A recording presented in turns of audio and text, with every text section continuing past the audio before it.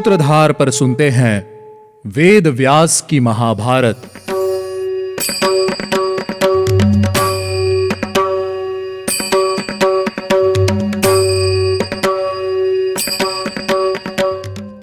Hello listeners, स्वागत है आपका वेद व्यास की महाभारत के सीजन 5 में।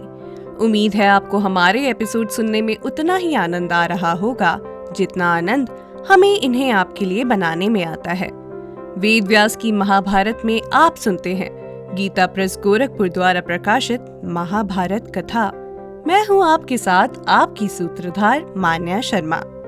आज हम शुरुआत करेंगे हमारे 16th एपिसोड की। इस एपिसोड में हम शुरुआत करेंगे द्युत क्रीड़ा की, लेकिन उससे पहले चलिए लेते हैं एक छोटा सा रिकैप।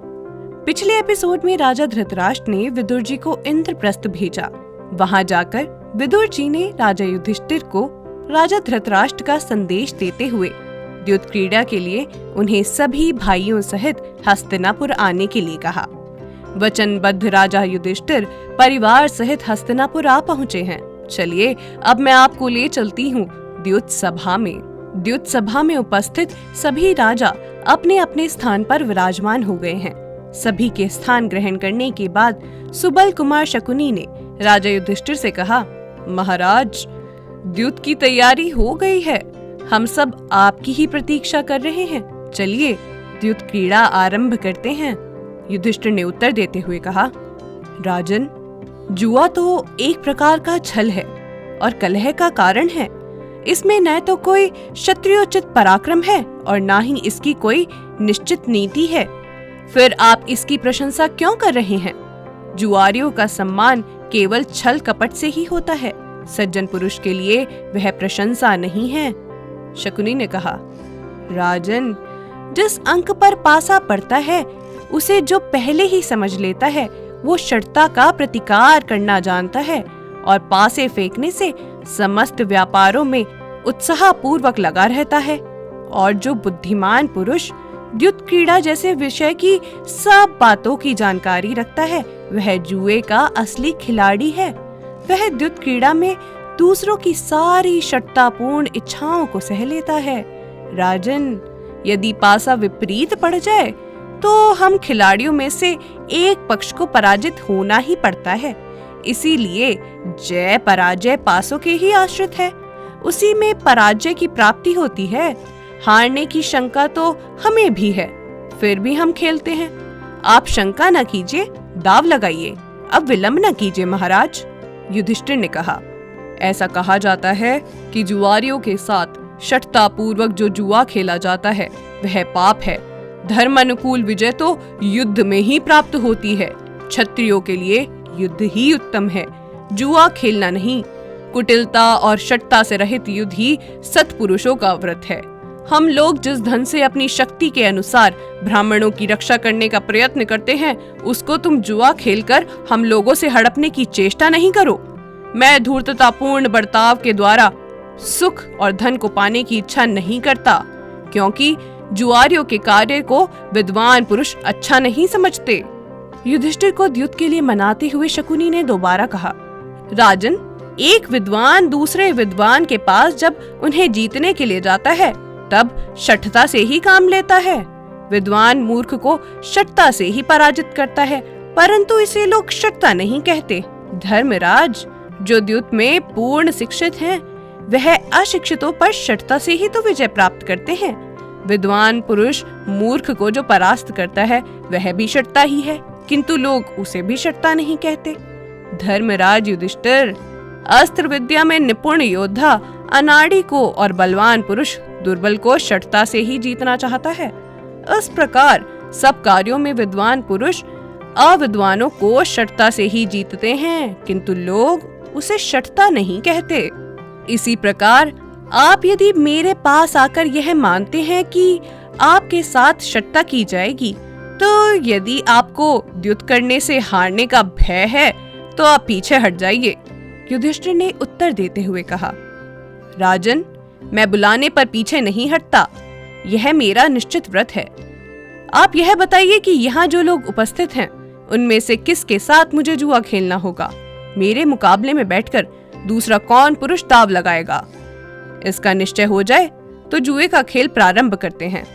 युधिष्ठिर के वचन सुनकर उत्सुक हुए दुर्योधन ने कहा, महाराज, दाव पर लगाने के लिए धन रत्न मैं दूंगा, लेकिन मेरी ओर से खेलेंगे मेरे मामा शकुनी। युधिष्ठिर ने कहा, दूसरे के लिए दूसरे का जुआ खेलना मुझे तो अनुचित ही प्रतीत होता है। इस बात को समझ लो, फिर इच्छा अनुसार जुए का खेल प्रारंभ करो। यह सब देखकर पितामह भीष्म, विदुर जी, कृपाचार्य, द्रोणाचार्य आदि सभी विद्वान पुरुष असंतुष्ट मन से उस सभा का हिस्सा बने। उनके बैठ जाने के बाद वहां भाइयों की द्युत क्रीड़ा आरंभ हुई। अब मैं आपको विस्तार से बताऊंगी कि राजा युधिष्ठिर ने उस सभा में क्या क्या दाव पर लगाया था। दाव लगाते हुए युधिष्ठिर ने कहा, राजन, यह समुद्र से उत्पन्न हुआ मणि रत्न बहुत बड़े मूल्य का है। मेरे सभी हारों में यह सर्वोत्तम है तथा इस पर उत्तम सुवर्ण जड़ा गया है। मेरी ओर से यह दाव पर रखा गया है। इसके बदले में तुम्हारी ओर से कौन सा धन दाव पर रखा जाता है। दुर्योधन ने उत्तर दिया, मेरे पास मणियां और बहुत सा धन है। मुझे अपने धन पर कोई अहंकार नहीं है। आप सुख से इसको जीतिए। तभी पासे फेंकने की कला में निपुण शकुनी ने पासों को हाथ में लिया और उसे फेंककर युधिष्ठिर से कहा, राजन, ये लो, यह दाव मैंने जीत लिया। युधिष्ठिर ने कहा, सुबल कुमार, आपने छल से इस दाव में मुझे हरा दिया। इसी पर आप गर्वित हो उठे हो। आओ, हम लोग दोबारा परस्पर पासे फेंक कर जुआ खेलें। मेरे पास हजारों रत्नों से भरी हुई बहुत सी सुंदर पेटियां रखी हैं। इसके सिवा मेरे पास खजाना है, अक्षय धन है और अनेक प्रकार के सुवर्ण हैं। राजन, मेरा यह सब धन मैंने अगले दाव पर लगा दिया है। यह सुनकर शकुनी ने पासे फेंकते हुए दोबारा कहा, लो, यह दाव भी मैंने जीत लिया।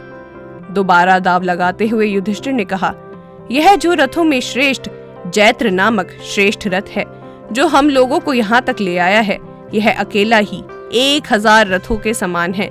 इसके ऊपर बाघ का चमड़ा लगा हुआ है। घोड़ों सहित यह रथ मेरा धन है, जिसे दाव पर लगाकर मैं तुम्हारे साथ जुआ खेलता हूँ। यह सुनकर छल का आश्रय लेने वाले शकुनी ने दोबारा पासे फेंके और जीत का निश्चय करके युधिष्ठिर से कहा, लो, यह भी मैं जीत गया।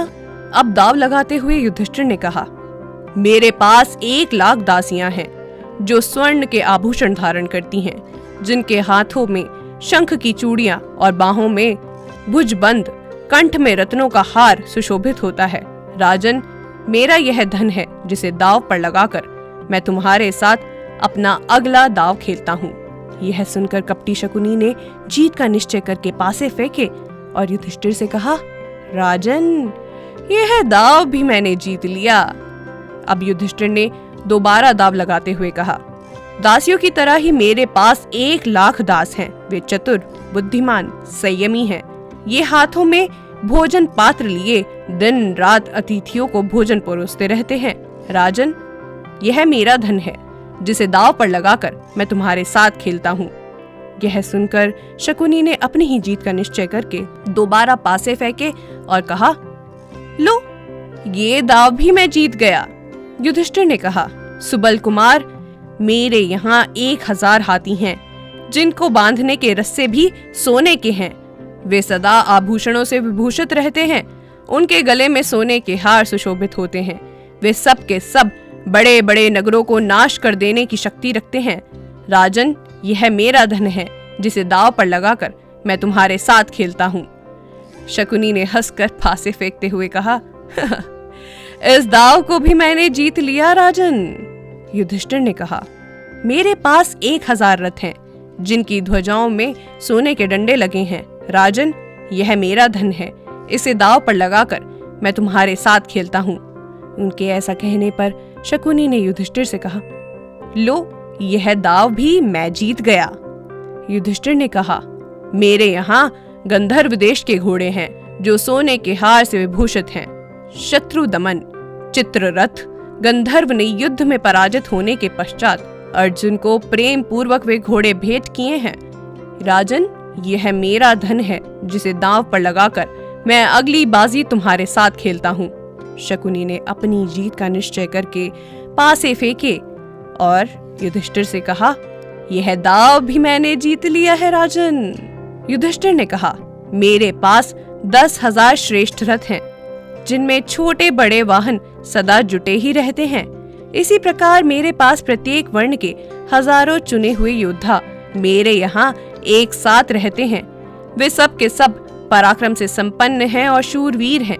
यह मेरा धन है, जिसे दाव पर रखकर मैं तुम्हारे साथ खेलता हूँ। यह सुनकर शकुनी ने कहा, यह दाव भी मैंने जीत लिया। युधिष्ठिर ने कहा, मेरे पास तांबे और लोहे की 400 खजाने से भरी हुई पेटियां हैं। हर एक पेटी में 5-5 द्रोण सोना भरा हुआ है। वह सारा सोना तपाकर शुद्ध किया हुआ है। उनकी कीमत आंकी नहीं जा सकती है। मेरा यह धन मैं दाव पर रखता हूँ और तुम्हारे साथ खेलता हूँ। शकुनी यह दाव भी जीत गया। यह सब देखकर विदुर जी ने दोबारा राजा धृतराष्ट्र से कहा, महाराज विजानीहि यत्त्वां वक्ष्यामि भारत, मुमूर्षोरौषधम् इव न रोचेतापि ते श्रुतम्। राजन, जैसे रोगी को औषधि अच्छी नहीं लगती, उसी प्रकार आपको मेरी यह शास्त्र सम्मत बात भी अच्छी नहीं लगेगी। फिर भी मैं यह बात कह रहा हूँ, यह पापी दुर्योधन जन्म के समय साधारण शिशुओं की भांति रोया नहीं था, बल्कि गीदड़ के समान जोर जोर से चिल्ला रहा था। उसी समय यह तय हो गया था कि यह कुरुकुल के विनाश का कारण बनेगा। यह आपके घर में पुत्र रूप में गीदड़ ही निवास करता है, लेकिन मोहवश आपको यह सब दिखाई नहीं देता। महाराज, अभी भी समय है, इस अनर्थ को रोक लीजिए। क्या राजा धृतराष्ट्र विदुर जी की बातों को मानेंगे या नहीं, यह जानने के लिए आपको सुनना होगा हमारा अगला एपिसोड। आज के एपिसोड में बस इतना ही। उम्मीद है आपको हमारा यह एपिसोड पसंद आया होगा। अगर आप इस एपिसोड से रिलेटेड कोई भी सवाल पूछना चाहते हैं तो हमारे social media platform Twitter, Facebook, Instagram पर हमसे संपर्क कर सकते हैं। हमारा सोशल मीडिया हैंडल है माय सूत्रधार। साथ ही साथ ऐसी ही अनेक रोचक पौराणिक कथाओं के वीडियो देखने के लिए आप डाउनलोड कर सकते हैं हमारी सूत्रधार ऐप। हमारी ऐप एंड्रॉइड और iOS दोनों यूजर्स के लिए उपलब्ध है।